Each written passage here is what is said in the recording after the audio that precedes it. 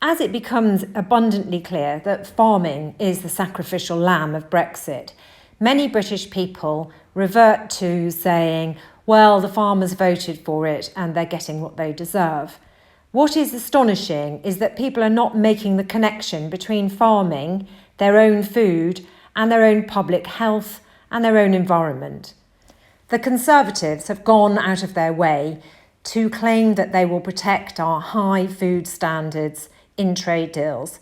They promised in their manifesto for the last election, and subsequently they have gone on record and promised to uphold these standards. That we're pulling out all the stops while making clear that in all our trade negotiations we won't compromise on high environmental protection, animal welfare and food standards. It's our responsibility to set standards for imports into the UK. And we left the EU partly because we didn't want their regulatory standards imposed on the UK. So we're not just going to trade that for then having our regulatory standards imposed by the United States or indeed anybody else. Mr. Speaker, when I've spoken to farmers in my constituency of North Shropshire, they've said that they are really concerned about this deal, and they've used phrases such as sold out and bargained away.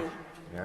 They want us to come and represent their views in this place because they feel that this sets a precedent for all the future trade deals that will come along. It's really important that we have the opportunity to represent their concerns in this place, and I'd like to ask the Minister to reconsider. Gilly Greed farms near where I live in Devon. She is a co-founder of Ladies in Beef and wrote about the trade deal, "This is like Christmas all over for Australia."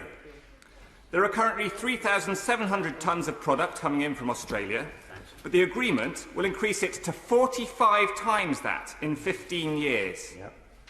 Is the government afraid that the true extent of the damage to West Country farmers from this trade deal would be laid bare by full parliamentary scrutiny? Mr. Speaker, the first trade agreement, the first whole new trade agreement we have signed since leaving the European Union. But unfortunately, we have not had the scrutiny we deserve.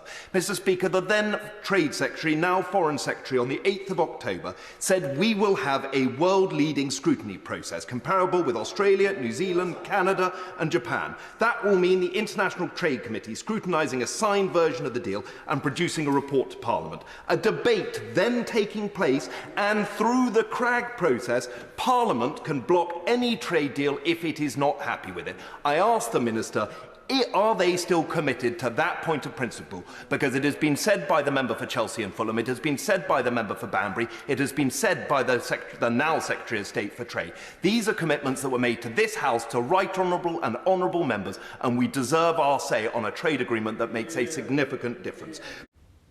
So it's shocking that our supposedly sovereign parliament has not taken back control and didn't get to vote or debate this new Australia trade deal. This deal sets a precedent for all subsequent deals. The next deal to be negotiated is the India trade deal. That decision is due at the end of October.